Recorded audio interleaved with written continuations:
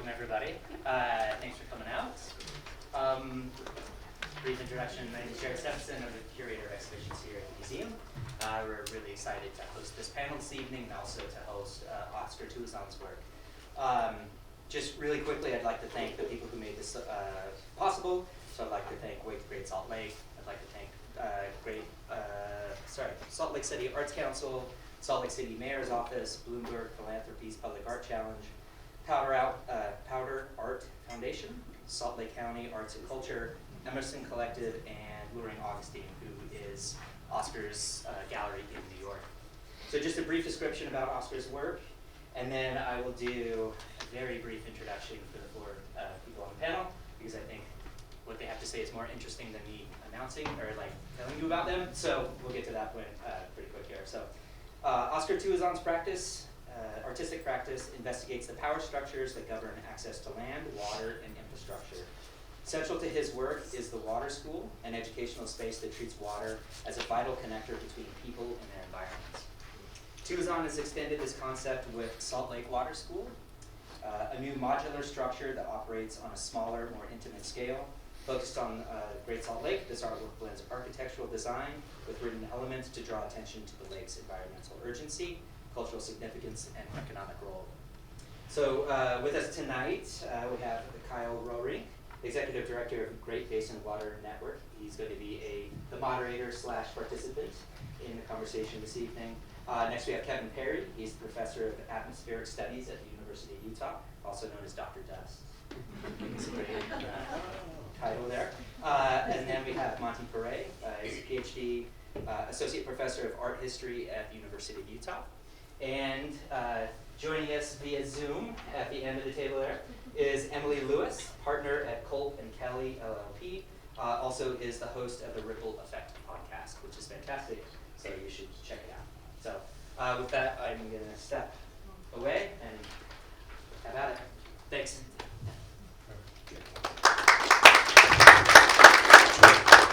Okay.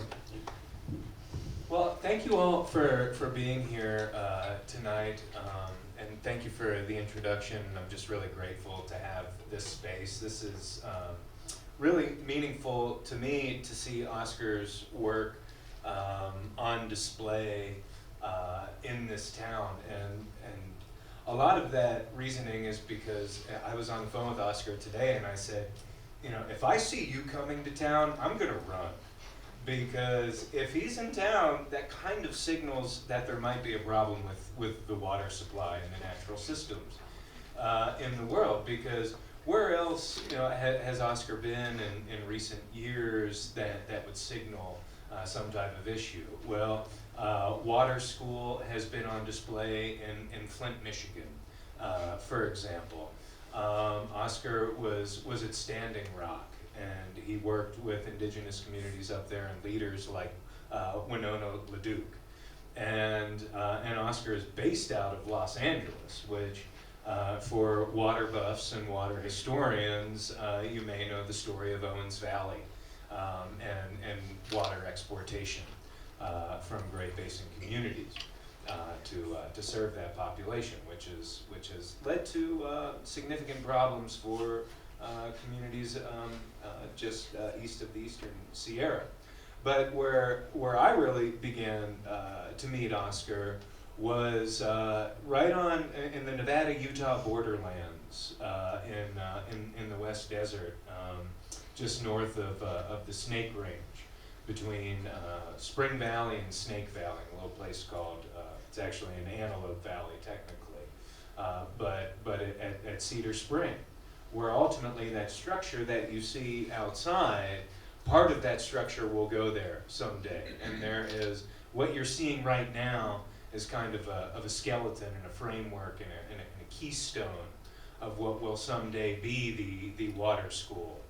And so it's like there's an absence of so much. When I see what's outside right now, you kind of have to close your eyes and think for a minute that one day that will be a part of a place where there are these solar thermal walls that are coming out of a structure, and window shades that are moving to follow the sun, and you have zone-like structures to just best heat a structure, cool a structure, and so it's really great to see this and be a part of it. And the reason why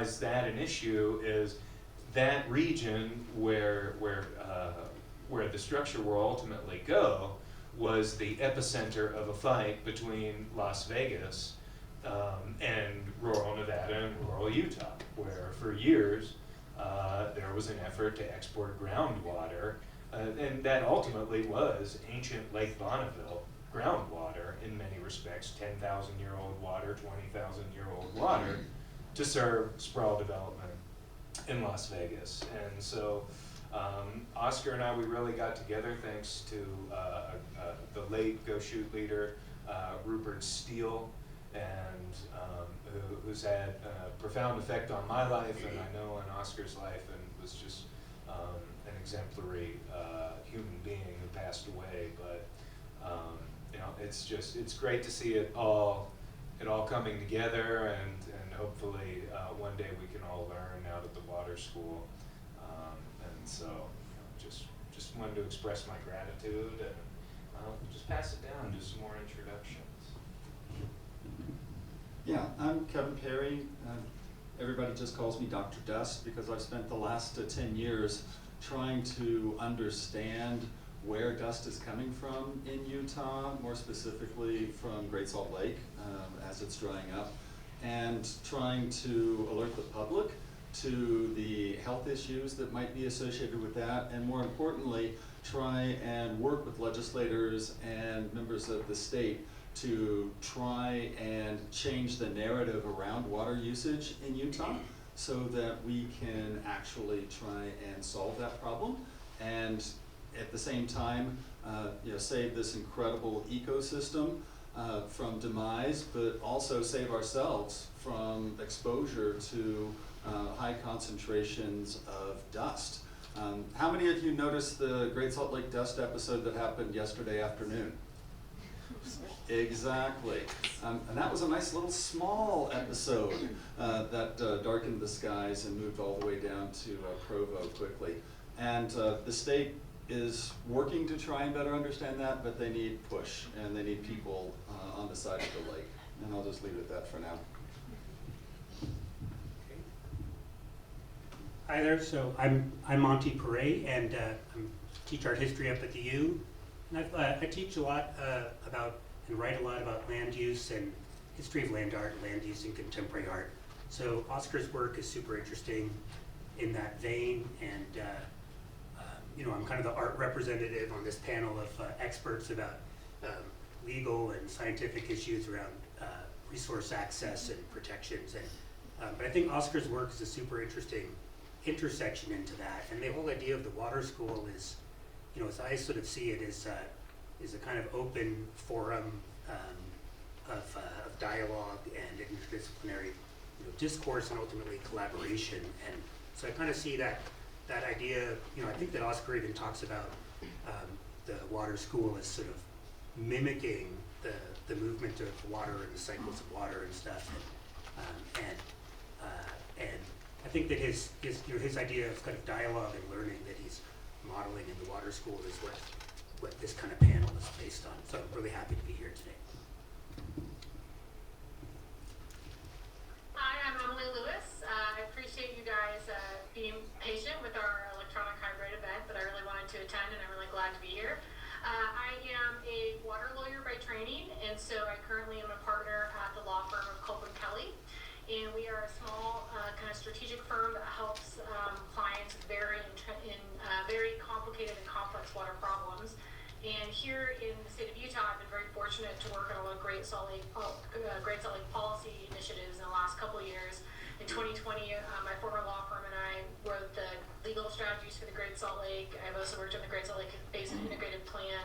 But more importantly, you know, I've really enjoyed and been very fortunate to be part of kind of the broader conversation about how our water law and our policy decisions either support or help the lake, or what can we do to kind of push the envelope a little bit on trying to think outside the box and how we can address these very dire and very real problems perspective, which is just kind of one component of what needs to be addressed to get to the lake back to a stabilized and healthy level.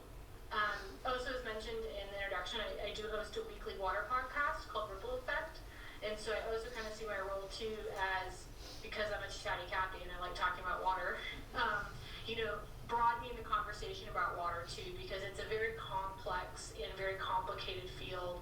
And so I always welcome conversations with people working in the space, professionals, because I think that this panel, is also representative of the fact that a lot of people care about this environment and a lot of people are working at it from different angles, and really understanding where someone's coming from and their perspective is really critical to getting to not just, solutions that look good on paper, but really impactful and, effective solutions.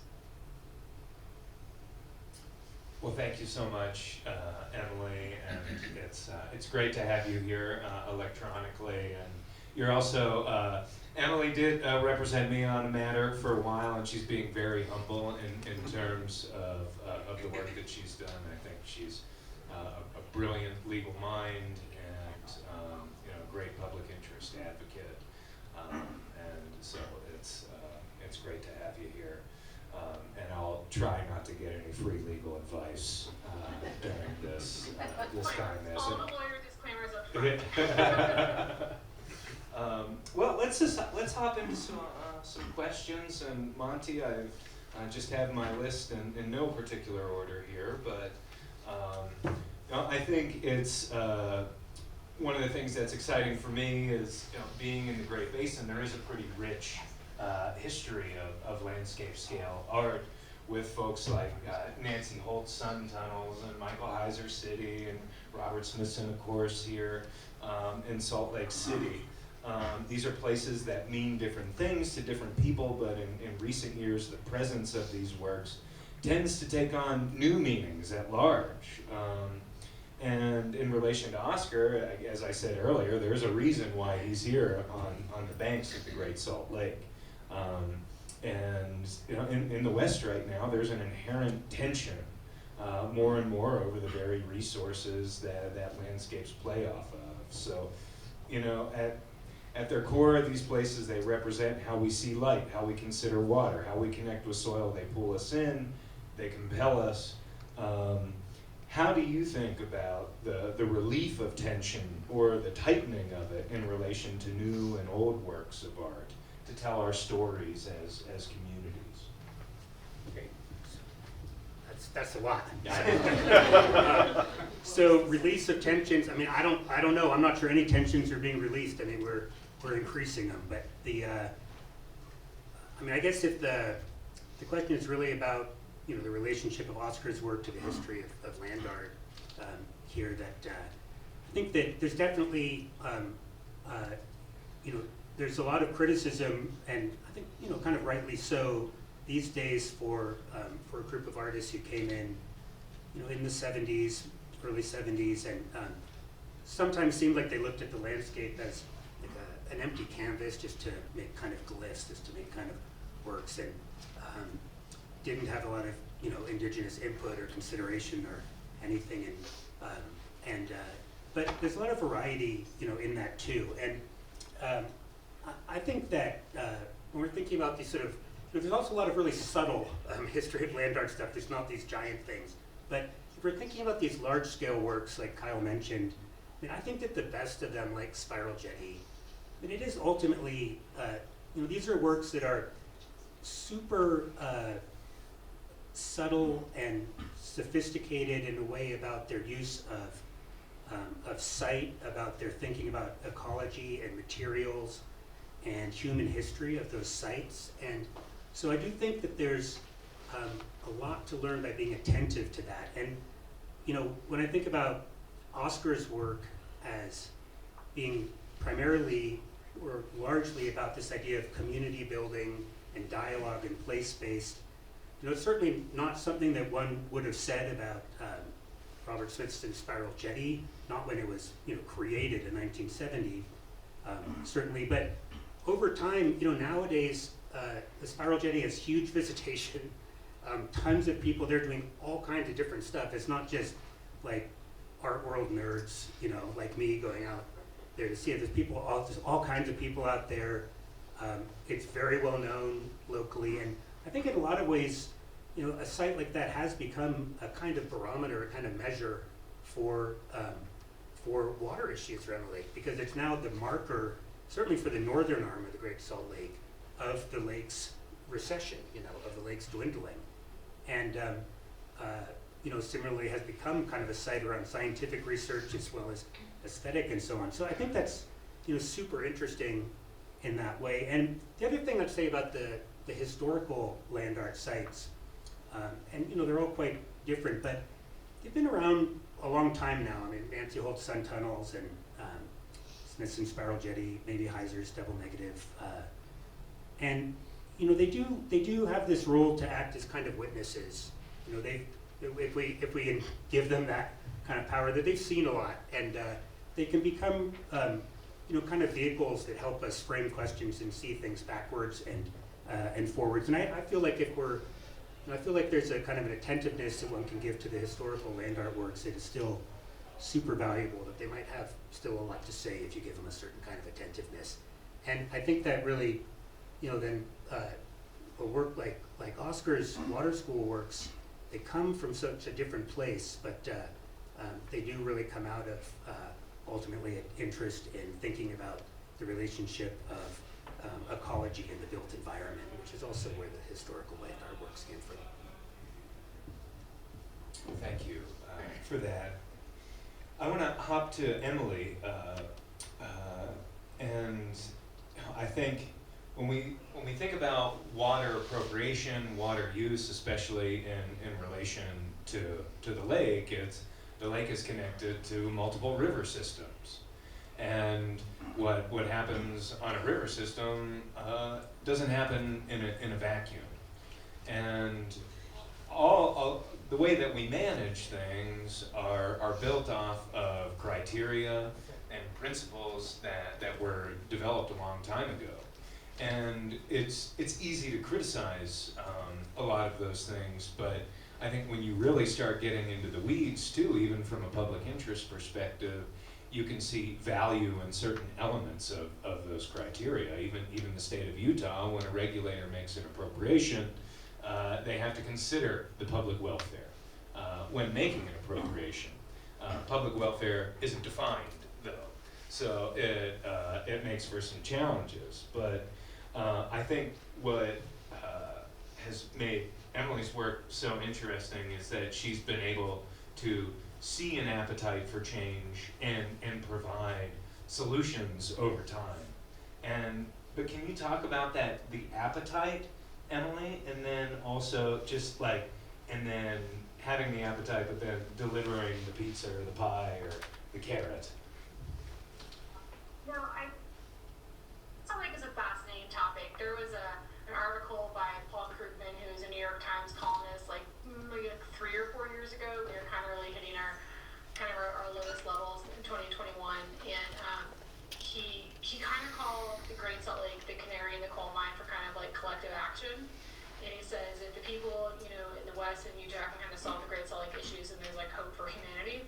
And we're like, oh, thanks, Paul Krugman. That's just a light note for everybody.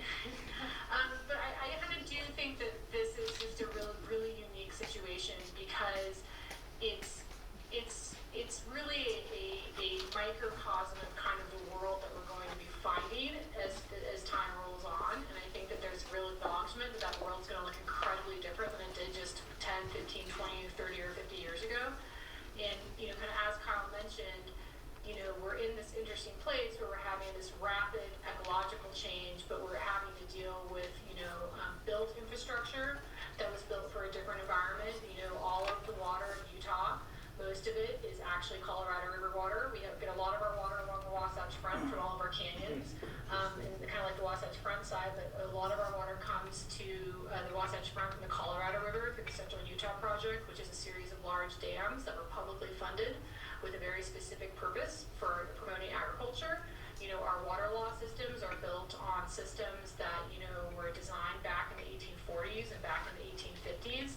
And kind of as Kyle mentioned, that, those systems kind of, I think, get a negative public perception as being outdated.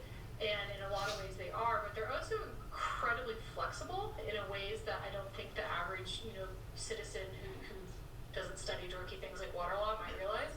But so there's kind of a lot of opportunity as well in those systems. And so I think that from my personal perspective, time is not on our side.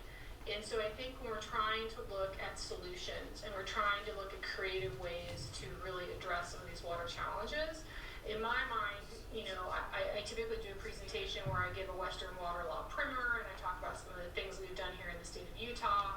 And we've passed 75 plus laws in the last 4 years to address water conservation and water issues, and we've moved really big foundational blocks on the prior appropriation doctrine.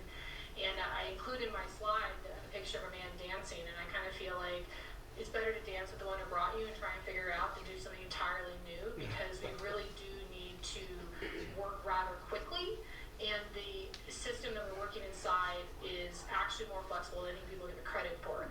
But I think this gets to Kyle's point about appetite, because we have to be willing to really think about these things. And I do think that 2021 was a really large wake-up call for the state of Utah. We had a lot of really large bills passed. We created saved water applications. We created, split season leasing was the year before. We did some really large legal changes. But we're still, in my mind, we're turning a tanker ship. And so this appetite question, I think, is really interesting, and one that I've actually been thinking a lot about. Because when we first released our legal strategies for the Great Salt Lake in 2020, kind of and there are many people who came before that report. We're just, standing on the shoulders of everyone who did that before. So there's been a lot of thought about this for quite some time. So that's an example of one particular report. There's another one that same year, HRC 10, that came out that had very similar recommendations. But, we said things that, were really controversial at the time. Like, how do we adjust the prior appropriation doctrine to kind of get rid of the use it or lose it concept? And that use it or lose it concept really made sense back in the day when you wanted to encourage growth and you wanted to encourage agriculture. But now we're at a different time. How do we adapt our laws? And now we've done that. We've created safe water. We've kind of created some ways to incentivize conservation. And so in terms of this appetite, it's been really interesting because it's been a little bit cyclical, where someone will propose something that's outside the box. You'll get pushback. People will think about it, and then a lot of changes actually happen really quickly. And now we're kind of in this very new stage where the public is rightfully so, really wanting to see results. But I think that the reality is that these are complicated systems that take a while to get in place. And so I am seeing kind of some pushback on the appetite a little bit too, because we put a lot of money into things like agricultural optimization. We've put a lot of time and energy and political capital into a lot of legal changes, but it takes time to kind of get these things right, which is not really, visible to the public. And so I'm seeing kind of an interesting shift in the appetite of wanting to do good things, doing things, getting some public pushback. There's been several articles recently about agriculture optimization, and I actually think the Great Salt Lake Collaborative does a fantastic job. But it's definitely this push-pull, and I think one of the things that we as a community and a society that we really need to think about is that what is the measure of progress on the lake? Because if there were a magic lever to pull water to get water to that lake, we already would have done it. That lever would have been pulled 2 or 3 years ago. We would have opened all the reservoirs if there were an easy solution. And so I do think that this appetite question is really more of a little bit of a, and I don't want to say patience, because I don't think that patience is accurate in the sense that I don't want to give any indication that there's not a real sense of urgency. But I think a little bit of grace and a little bit of iterative thinking is really necessary right now to keep the appetite and public perception committed to the lake, because it's going to take us a little bit of time to get these things right, work them out, try things out. And I think that we as a community really need to think about what are the choices we're making in our policy, what are the choices about what kind of world we want to live in. Do we really want green gloss lawns? It's really easy to say something out loud, but when it costs you $2,000 to rip out your strip and put in xeriscaping, that's a real decision. And so I do think that we're kind of hitting a little bit of where the rubber meets the road on an appetite for change, because it really is going to ask the public to do things really differently. But I do think there's a lot of momentum in that direction, and kind of our task now is to kind of channel that momentum and keep it going and provide really concrete examples of successes. And the success might not be right right now, what water drop in the lake, the success may be, everything is in place to get that done, and we're in process of making that happen. And so I think that we're kind of, I think there's some expectation management that'd be really helpful for the group, for the community, and, you know, just to continue commitment, this is a long-term challenge, and that's what we really need to focus on, is kind of how do we work together, because this is not going away anytime soon, and there's a lot of things that need to happen to really make it, to stabilize lake levels at a healthy place. Thank you for that. Dr. Dust, gosh, did you ever think that you would have a name like that, a moniker as such? But I think it is so important, and to carry a moniker like that right now comes with a great responsibility as it relates to educating folks about what it actually means to have dust on the high crusts of our mountains. And you know, can you tell us about how our water cycle is changing, and what you are seeing in your work that really exemplifies these changes, that even, you know, the small dust particle has such a large effect on our lives? Yeah, so I actually have two nicknames. I like one of them, I don't care for the other. Dr. Dust I've leaned into. Some people in the legislature call me Dr. Doom, but I'm actually very optimistic about the future of the lake, or cautiously optimistic, in part because of the fact that the lake is shrinking not because of climate change. That's a contributing factor I'll talk to in just a second. And it's even not being driven by the ongoing mega drought that we have here in Utah. The mega drought's been going on for 25 years now. Unfortunately, that's exactly when I moved to Utah. And I worry that maybe I'm the cause, and if I just leave, problem will be solved. I get Dr. Doom sometimes because I remind the legislators that a mega drought is a naturally occurring phenomenon that has happened about 8 times in the last 1,200 years. This just happens to be the worst one that we've had in that time period because it's been exacerbated by climate change. And on average, they last about 35 years. The longest one was 79 years. So imagine that we at least have another decade of below normal flow, or below normal precipitation.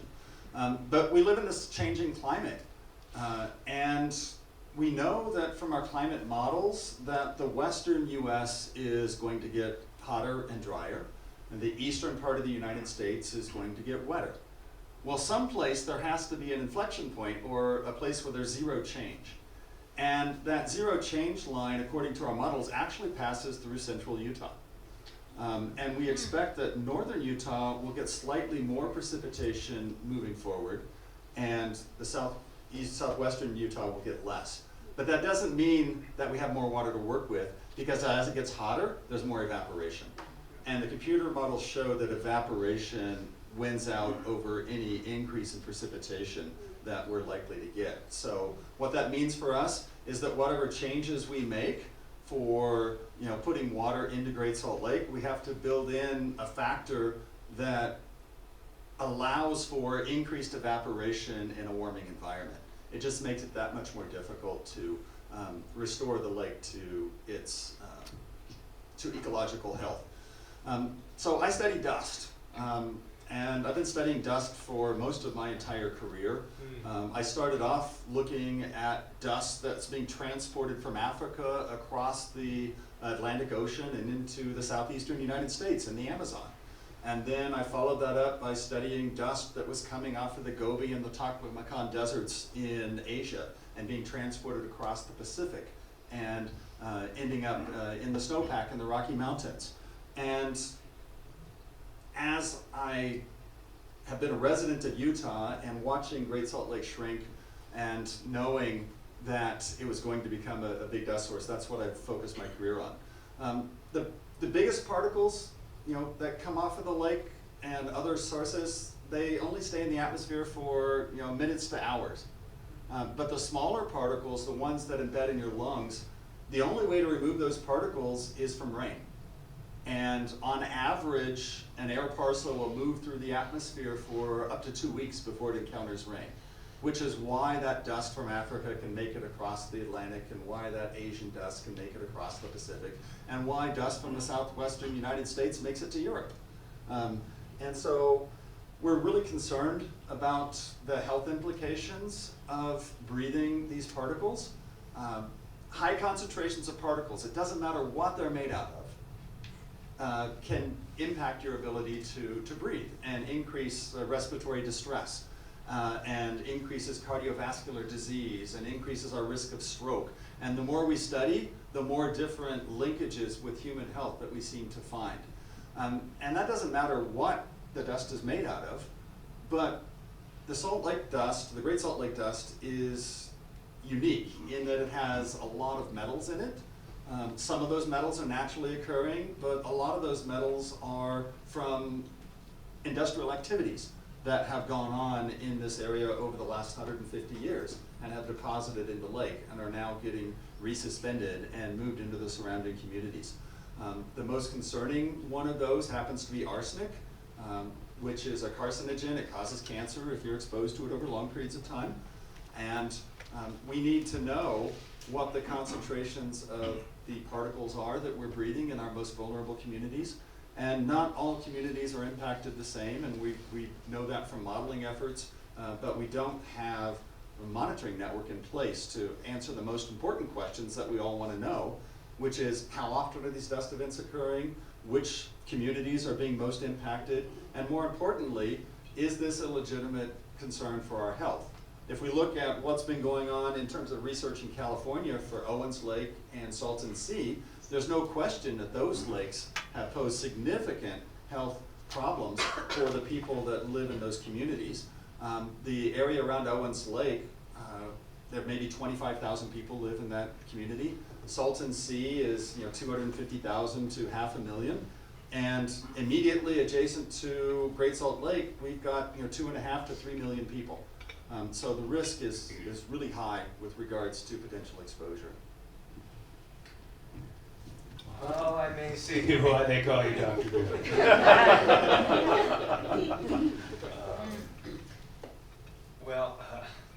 I have so many questions. But I'm going to go back to Monty. And in water law, water policy, there's a notion of conflict. And when a regulator makes an appropriation, when regulators think about how they're allowing water to be moved from maybe one place to another, they have to think, especially under this doctrine of prior appropriation, you can't harm somebody else. You can't create new conflicts or existing conflicts. And so I think those of us who are water wonks, we're constantly thinking about conflict in a certain light. But how does art reflect conflict, and how are we seeing art that you are studying representing these modern day conflicts? And I think Oscar's work is about perspective. It's about inviting people in. It's about growing understanding. It's artwork that literally includes libraries. If you all want to see what the water school library is, it's in the book here. I'll show you when we're done. But how do you view this lens of conflict through works of today? Yeah, I mean, that's another huge question. We have a whole class that we co-teach, some of us up at, in the art history program at the U, called Art and Conflict, that we spend a whole semester on thinking about what art and conflict is. I think in this context, we can say a couple of things. I mean, I think to start out with Oscar's work and being a work which is about resolving conflict or mitigating conflicts, which is really about an idea. It's work that's really on a human scale, right? I mean, it's architectural, almost kind of domestic, and bringing people together in that way. If I think about the larger history of sort of land art and environmental art, there's a number of ways we can address an idea of conflict. There's certainly artists who are engaged in very activist projects that are explicitly confrontational, directly engaged with advocacy, super important. There's ways of engaging with conflict in aesthetic terms too. And to not get too, loopy in this, but even like if we go back to Robert Smithson's Spiral Jetty, just as an example, he was super interested in what he called dialectical landscapes. He was not interested in nature as some kind of easy, perfect thing, but in an idea of nature as incorporating the human and constantly involving conflict. So one of the things that he's exploring in that site at Spiral Jetty is an idea that we could call conflict between different scales of time, geologic time, human time, astronomical time, and different scales of size, from ripples in the water to rings of the jetty to the edge of the Great Salt Lake to the island, and going on and on out to the cosmos and so on. And those are kind of conflicts that he was engaged with aesthetically, but also, politically. One of the things people don't always think about with Spiral Jetty is it's also about the Transcontinental Railroad. I mean, if we get into that idea of conflict, that part of that location specificity is that you pass through the Golden Spike National Monument, and the argument has really been made that this idea of the Golden Spike as a single moment that you unify everything, and it's a symbol of American manifest destiny and controlling all of these resources and making this national unity, that Spiral Jetty is the opposite, of a single, discrete, comprehensible object. Spiral Jetty is about confusion and dislocation. I mean, it's literally like a rail bed that goes nowhere instead of a straight line. But those conflicts of scale and space are disorienting to individual comprehension. And so one of the conflicts that I like about some of that kind of land art is a conflict it's about destabilizing what you think you know. And idea from this is something artists can do sometimes, is they can shift your frame, right? And I'm just using one specific example there, but if you shift the frame, then you might be able to ask new kinds of questions. You might be able to approach super complicated questions like around water issues and policy and law, and you might be able to understand your sense of place in a different way. And so that's one way we could kind of look at that question of conflict. Thank you for that. I wish I could take the class. Back to Emily.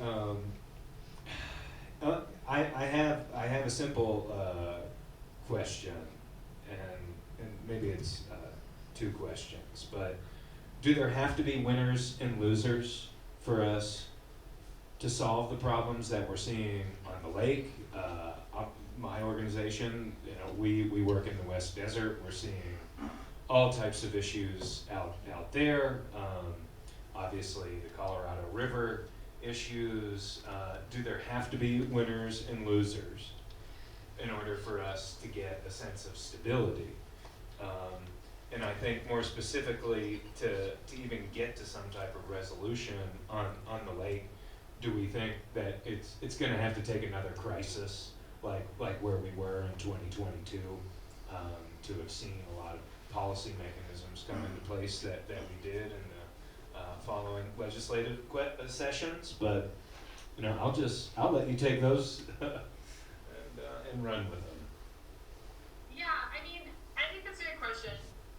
No, I don't think there might be winners and losers, but the path we choose to solve the lake might create winners and losers. And so I think it's really important that we are conscientious of how the energy and interest and legitimate public concern over the health of the lake is channeled. Because I do think that easy solutions, or seemingly easy solutions, are the solutions that do create winners and losers. And the problem with water is that there really aren't, if we're losing with water, we're all losing.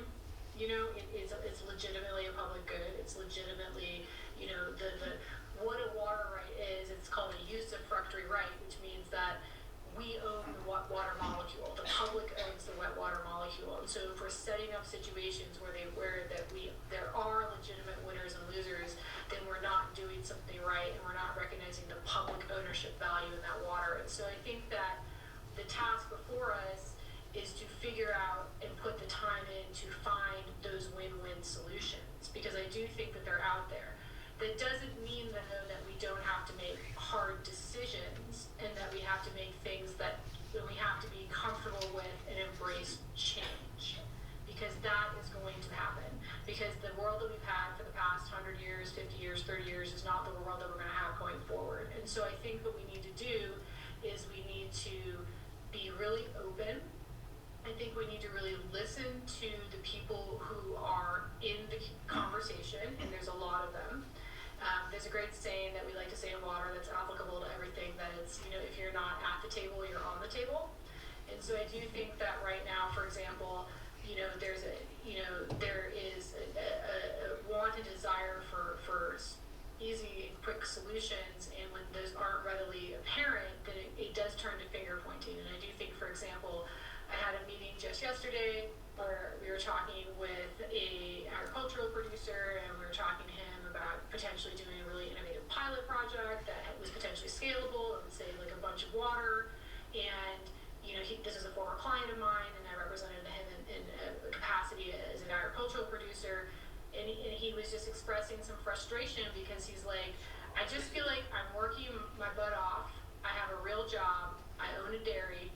This is what I do. My job is not to save the Great Salt Lake, and I'm trying my hardest to do absolutely whatever I can to be contributing, because I realize that my livelihood is at stake here. If I'm not part of this discussion, they're just going to take my water, and I don't have a job at all. And so I need to really be part of this discussion. But he was also expressing some frustrations where he's like, I just feel like I'm not getting any credit for all the things that we're doing. They don't understand that our irrigation company spent $40,000 on legal fees to try and figure out leasing, for, to work on these solutions. These are real costs. This is real time. A lot of these activities that we're asking of our water users, they do on their volunteer hours after work. And so I think that, I think just some humility in talking to folks who are in the space and looking for those places where there are win-wins, because I do think that they're there, but I think it takes really listening to saying, okay, so what exactly do you need to mitigate your risk in this situation? What exactly do you need to make sure that your economics stay put? Like how do we figure that out? Like for example, there's a dairy not in the Great Salt Lake area that is using like indoor agriculture to grow alfalfa indoors. Like what would it look like to do something like that here? What kind of costs do you need for public funding to offset the construction of that building? What kind of water gains are we going to get like a ton yield of your alfalfa from a different mechanism? And those are all hard and nuanced discussions, but I don't think that they're unproductive discussions. And so I think if we're really committed to listening and really committed to trying things and really committed to also having an iterative thinking about what our solutions are, then I think there really can be win-win solutions. I think if we try and go the route of like litigation, if we try and go the route of like really top-heavy mandates where people are going to be pitted against each other, then I think that we might end up in a place where we do have winners and losers. And so I think that as a state, we're really right now presented, with a challenge, but also an opportunity. I mean, the reality is that actions that are going to be good for the Great Salt Lake are going to be good for the state in general, because we're a dry, arid state. And so, building in water resiliency for our producers, building in better water resiliency for our municipal suppliers, better use and stewardship of our water in general, we should be doing anyway, And so I think that it's both an opportunity and a challenge. And I read something down that Monty said about how art can kind of be like destabilizing, and I had written down earlier on some of my notes disruption.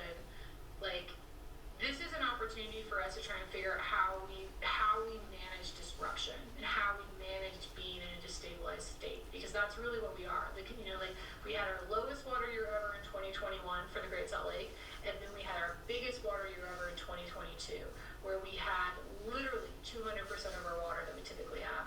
And so we are now going to have to figure out ways to live in a space where things are constantly changing. And the only way we do that is to do that together and to really listen to people and try and figure out ways to kind of navigate this together. Because if we don't pit each other against each other, we're not going to make any progress, and we don't have time to kind of sit on our hands for that. Thank you. Dr. Optimist, I think one of, having been involved in a number of what we call just pipeline fights throughout Nevada and Utah, where we've had Vegas trying to steal water from Nevada and Utah. That was a 30-year fight that the organization I represent led all those years. And now we're even seeing Cedar City wanting to export large quantities of groundwater from near Great Basin National Park in the West Desert. And one of the things that comes up in in what we would just call an environmental review at the federal level, and even I think it could even come up at the state regulatory level, is dust. Because when you're exporting all the water, when you're taking water away, when you're killing off what we would call phreatophytic vegetation, these kind of deeper rooted plants that hold down the ground and the soils, when they go away, what do you have that's left? All you have is dust. And so locally, I think you were talking earlier about dust coming from Asia and from Africa, but can we talk about the dust communities here, in that when our practices as human beings, how we use water affects that, and what are you seeing at a more hyper-local level? Yeah, so when we think about dust sources, they come in several different flavors. We have we all live kind of at the bottom of what used to be Lake Bonneville, and the lowest points from that are what we call these playas, which are these dried up lake beds. Severe dry lake, the Tule playa, the Wawa playa, the Bonneville, Newfoundland Basin, Great Salt Lake. These are all kind of the bottoms of what used to be Lake Bonneville. And they're all sources of dust. In fact, the biggest source of dust in Utah is not Great Salt Lake, it's actually the Severe Dry Lake. And it's been the biggest dust source in Utah since I've been here 25 years ago. But why are we talking about Great Salt Lake so much? Because of the proximity. But it's not the only dust source. We have the West Desert is not a massive source of dust, but its size is immense. And so when you aggregate up the small emissions that happen over these huge areas, it's a bigger dust source than Great Salt Lake. And human use of that environment has a big impact on its dust emission potential. So we know that ranching operations can, eat away at vegetation and increase invasive species, all of which have implications for dust emission. Wildfires, we're dealing with that now. Wildfires denude and remove the vegetation and make certain areas prone to dust erosion. We had that with the Millard Flat Fire, I guess this might 15 years ago, where they ended up losing almost 2 to 3 feet of topsoil because of the burn scar and the efforts to revegetate that area. But what you were alluding to is the use of groundwater. And that coupling of the groundwater to the surface is one of the things that helps prevent dust emission through those deep-rooted plants that help slow the wind down and reduce the wind energy potential.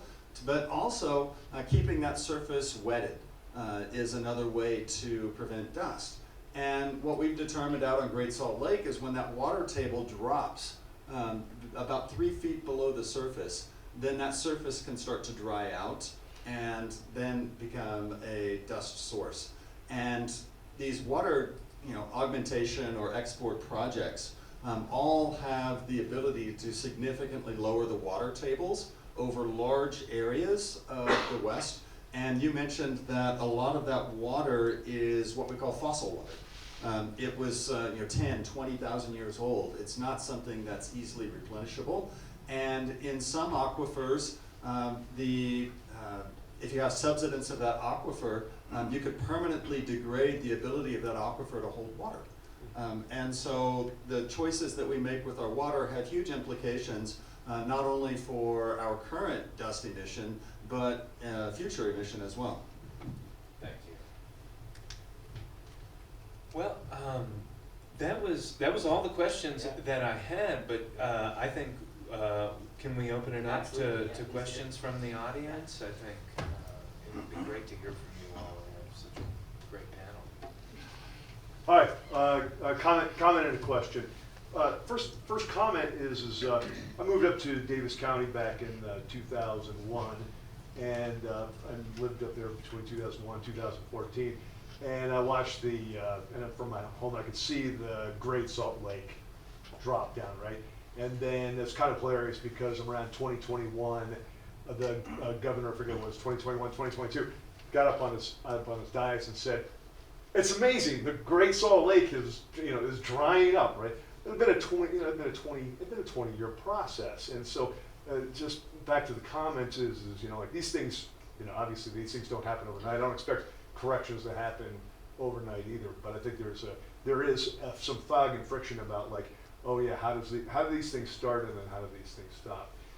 Second, the question for this, and I'll probably go to the professor to start with is if as a military leader, as a retired military leader, I'm taught to identify my objective and then bring resources to bear against that objective in the best way I can, and then continuing to do it. So in this art community, what can we do as an art community? What can we do in this art community to bring resources together?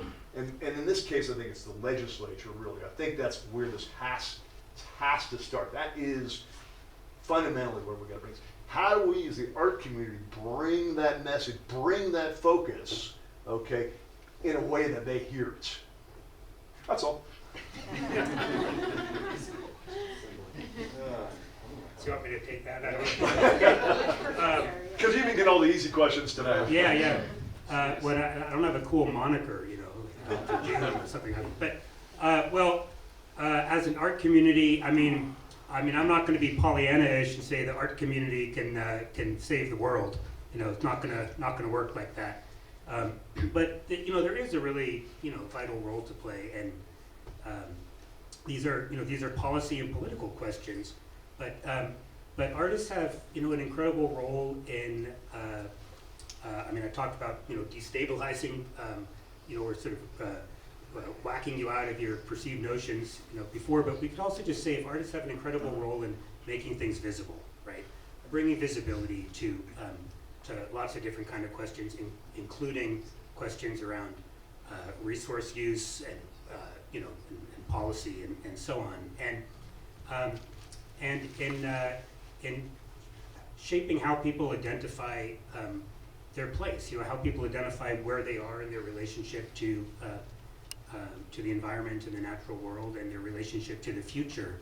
And I think one of the things that's changed in more recent years with artists interested in land use and landscape is there's a lot more involvement with indigenous communities and indigenous artists and indigenous ideas. And one thing, I'm not going to be Pollyanna-ish about that either, but one important idea I think sometimes people talk about is this idea of survivance, and which is a kind of it's a new moniker of combining the words survival and thriving. It has a bunch of different roots, but it's much of not just surviving but thriving. And some of the people who are really interested in indigenous thought and indigenous ideas are that it's not just looking back towards things in the past or how something used to be, but that there's other kinds of ideas that can blend with scientific ideas and that merge with these things that are not just about surviving past traditions, but about how to thrive into the future. And that's one of the kind of things that I think artists and writers can kind of be working with. And there's lots of ways to bring visibility, and lots of different kinds of visibility. Not, one is just communicating policy issues and scientific issues, but there's so many other kinds of really critical kind of visualities that artists can bring to these kind of discussions. And I do think that those are have an important role in things.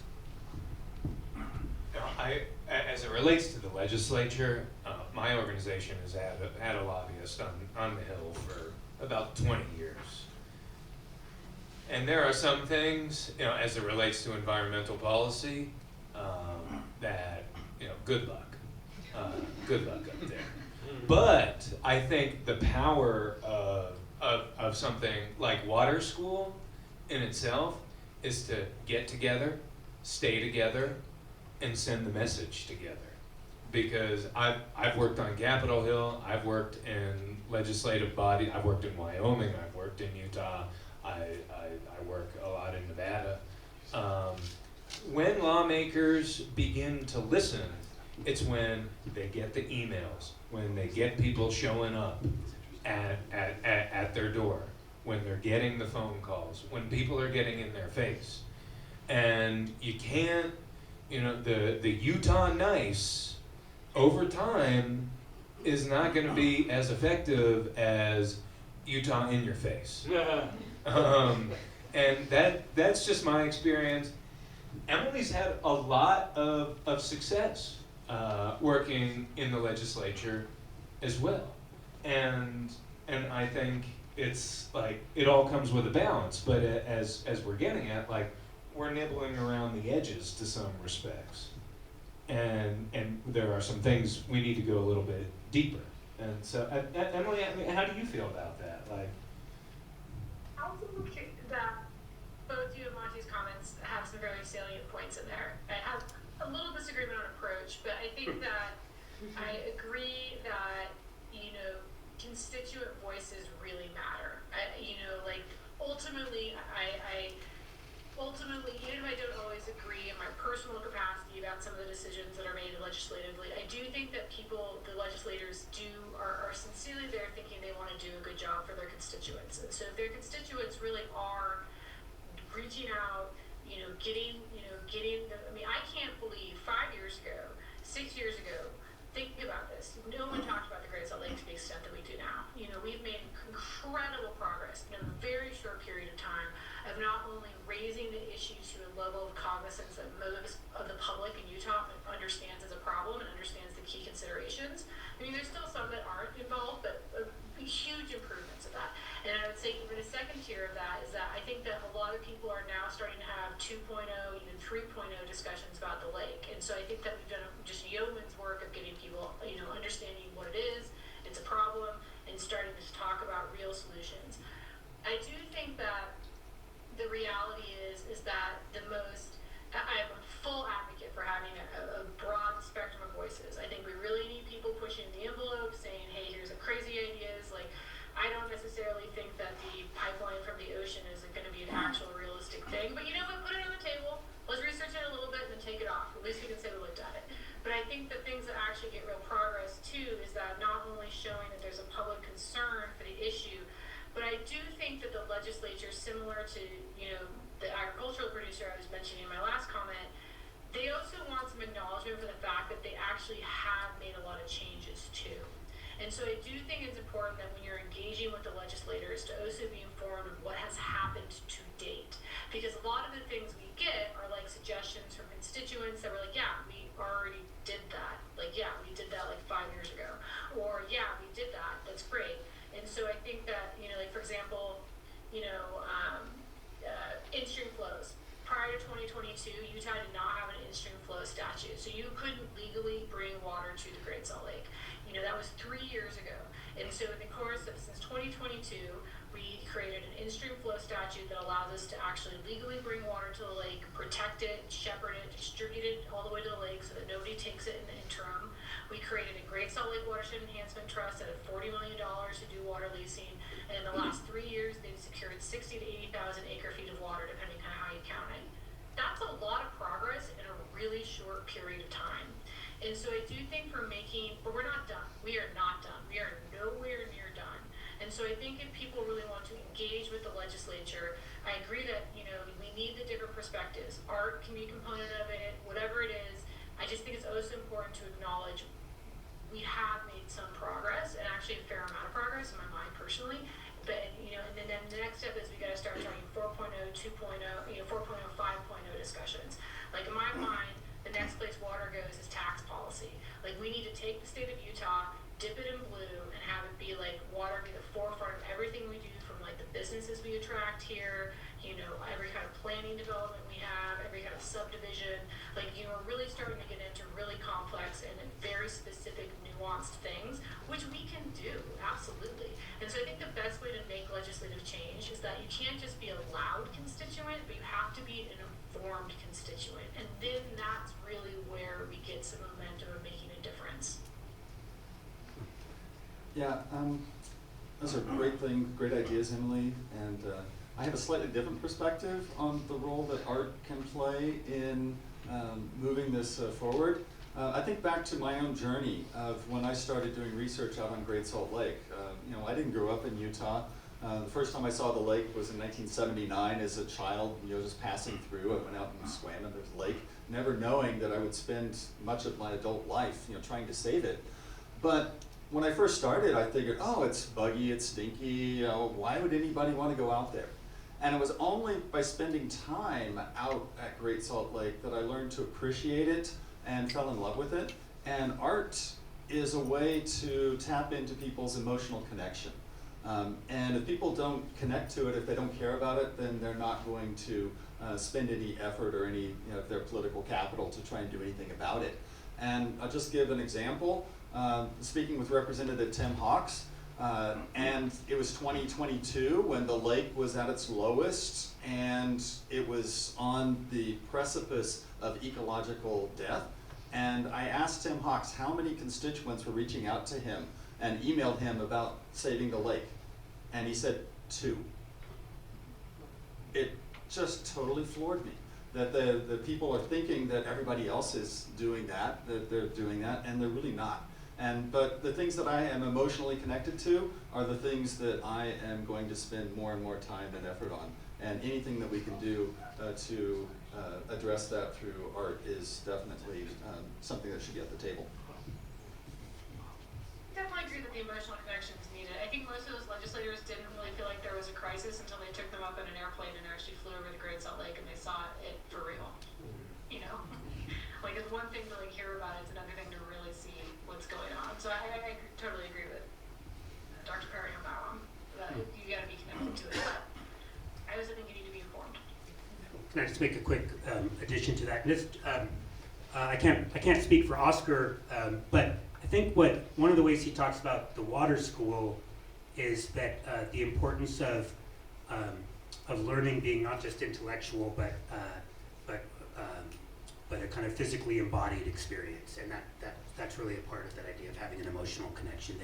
That this idea of these kind of spaces of dialogue that he's interested in creating and that he's trying to extend are about a kind of learning that is a much more you could call it emotional. I think he might call it kind of physically embodied rather than intellectual kind of learning. And those things really end up being pretty close together.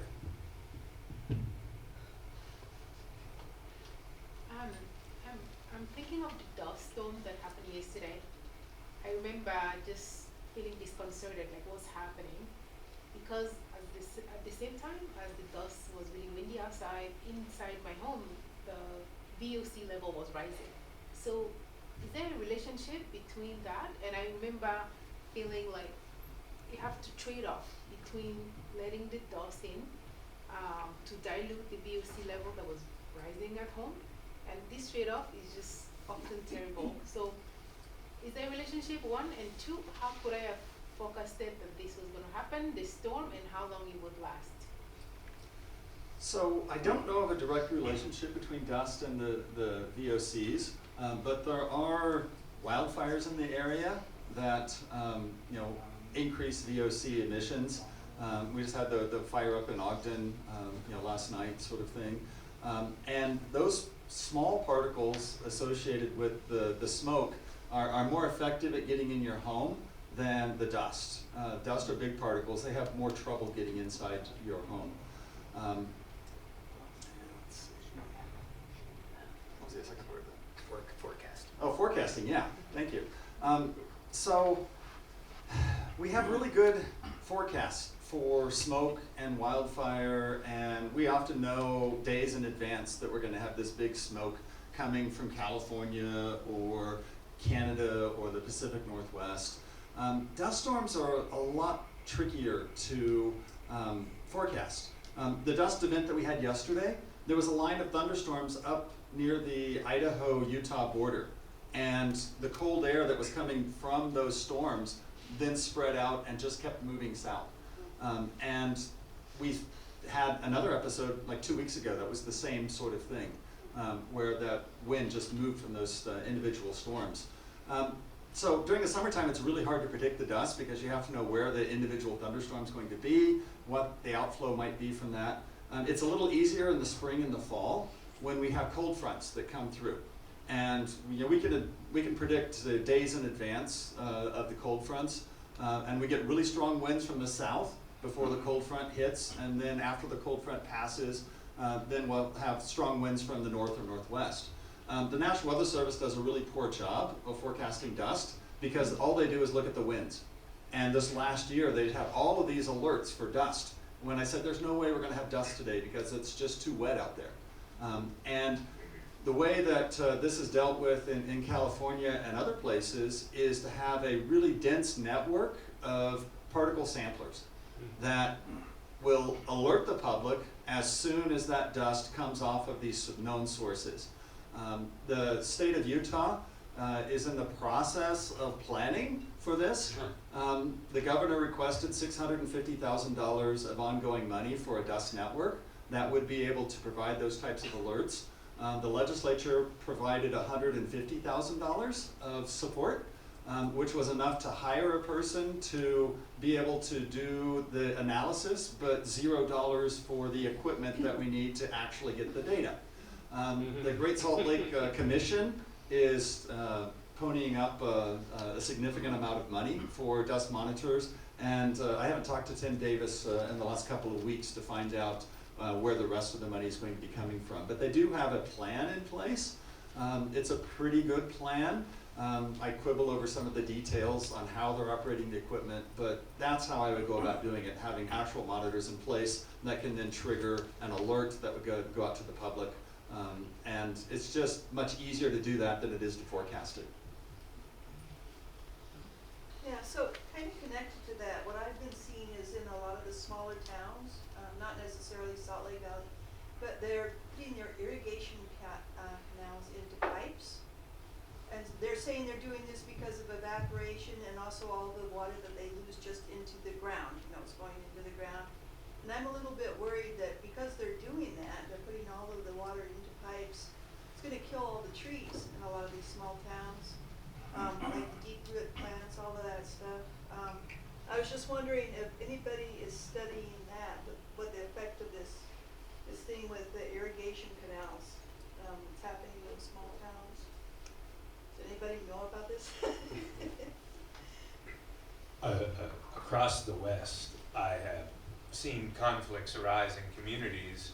I can think of multiple in Nevada especially, about fights over groundwater seepage, like surface water seepage into the ground from canals. There was a community in Nevada, a town called Fernley, that for years there's a big diversion off the Truckee River, which begins in Lake Tahoe and it ends in Pyramid Lake. And then the Newlands Project, which was the first ever project from the Bureau of Reclamation, diverted water from the Truckee to another reservoir. But this town had been living off of seepage from the ditch for decades, for more than a century. And then in times as scarcity grew, the irrigators that had the rights to the reservoir from the diversion said, well, let's line the canal. And the town of Fernley freaked out. It led to litigation. They ultimately lost because you don't have a right to, essentially, you would call a ditch like that, like a temporary structure, even though they last for a really long time. In our perspective, you don't have a right to that water. And so ultimately, those trees and plant communities that are developed I don't necessarily think that the policy framework that we live in is really one designed to keep those alive.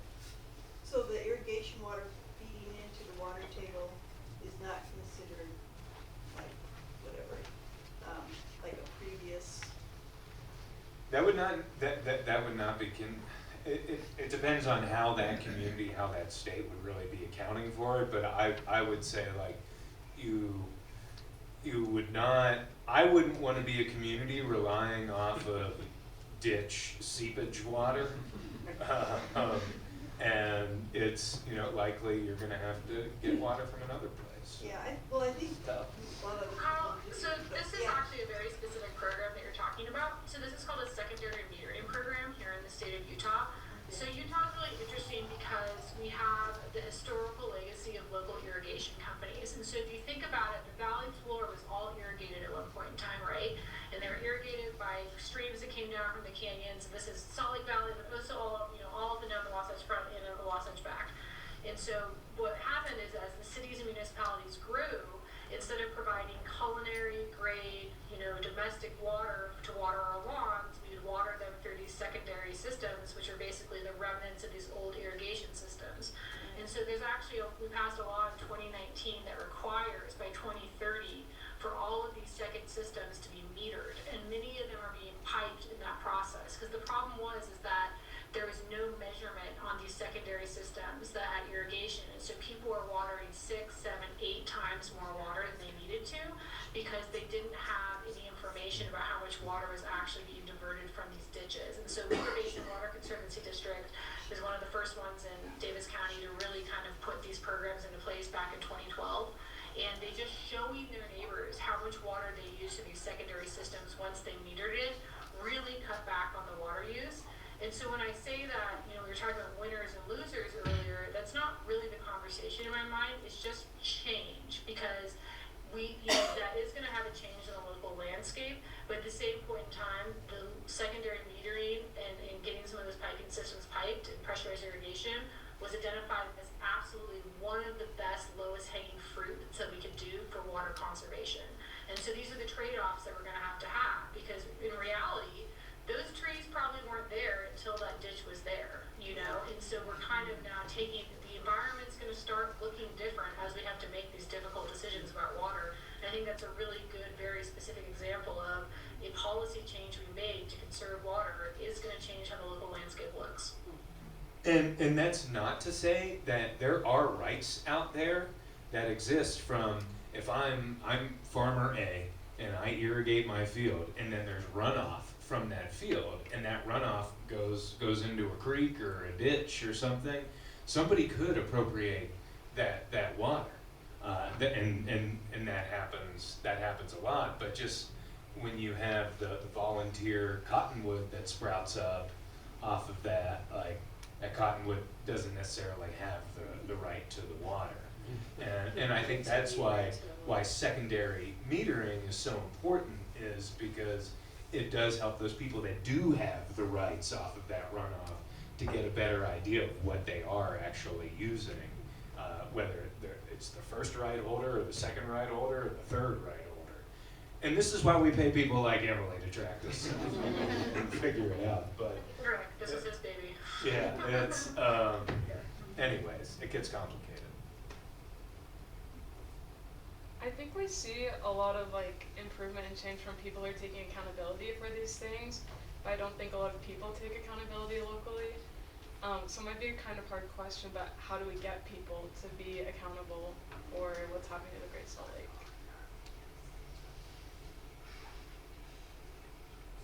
If you can figure that out, you'd be the president, the mayor, or whatever of the water school. But I think it starts with building community, developing more ties, bringing together the farmer at the top of the system on the Bear River with the activist who goes out and recites poetry at Spiral Jetty, and not looking at each other as adversaries as much as a part of something that is much greater than what they are, and that's idealistic. But I can tell you this much as someone who represents an organization that's been working in counties like Beaver County, Millard County, Juab County. Our organization's been there for decades, and we've been bringing together strange bedfellows to do the right thing. And there's a lot of self-interest in all of that for each side, but uncanny collaboration, has a lot of value in it. Well, I think Monty mentioned it earlier. I also think painting a hopeful picture of the future, like we get so so caught up on all the bad news about what's happening. Like there's a lack of vision of what the future possibility could be. And I think that's also a form of accountability, is like, what is the future going to look like, and actively participating in making something that you're engaged in. Because otherwise, if you're only focusing on what's wrong in the past and the decisions of the past, and you get so wound around the axles about history, you're not looking at the future at all. And so I think collectively trying to figure out what the future is going to look like and try and paint a picture that's a livable picture, I think that's the ultimate accountability. And I think however we can encourage that, I think is absolutely where we should be putting our energies. Thank you for calling me hopeful. I'm sure you would have been before. But to echo what Emily had said, also to be informed, which is super important, and that's why I've enjoyed this so much. So. Yeah, and I just want to say that I am very cautiously optimistic about the future of Great Salt Lake, because we have to save it. We can't let it fail like so many other saline lakes around the world. None of them have been restored to ecological health, but I think that Great Salt Lake is going to be the first, because of the people that are pulling in one direction, dragging our legislators that direction as well.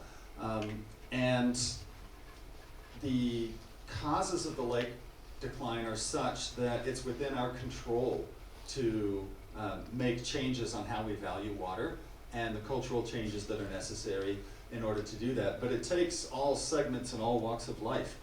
We can't just point the fingers at the agricultural community. Well, we have the largest crop in Utah is our Kentucky bluegrass. And we all have to pull in the same direction. But that's why I'm optimistic, is because the public will is there. We just need leadership in order to help galvanize that will of the people. And we can actually look at Las Vegas, and I can draw lines from, it was 2015. Governor Herbert at the time. Governor Herbert, he goes out to Eskdale. And we have our organization, we held this meeting in Eskdale, and that was the moment when Utah decided it was not going to cut a deal with Las Vegas to ship away groundwater. And so the governor stepped up, key moment. We keep litigating at a lot of levels, at the federal level and the state level, and ultimately the good guys win. And then we continue the work. Then we go. I stood hand in hand with the Southern Nevada Water Authority, this big bad entity that wanted to steal water from the West Desert and from Utah and rural Nevada. And then we got a bill passed that mandated turf removal. And that mandated what we would call non-functional, useless turf in Las Vegas. And then the next session we went out, and then we got a bill done to rip up septic systems. It gets complicated, but allow more return flow credits, and then you can treat the water and reuse it more and recycle it more. But you get over some key obstacles, and then you start finding things that you can agree on. And the activists here in Salt Lake City can find things that they agree on with the farmer in the headwaters of the Bear River or wherever it may be. And so I think hope and just sticking with it is something that can lead to really good outcomes. It's not as sexy, doesn't look good on bumper stickers, But it can have good outcomes. But you also, you do, you know, stay true to who you are as well. And I don't know. Great. Keep coming to the museum.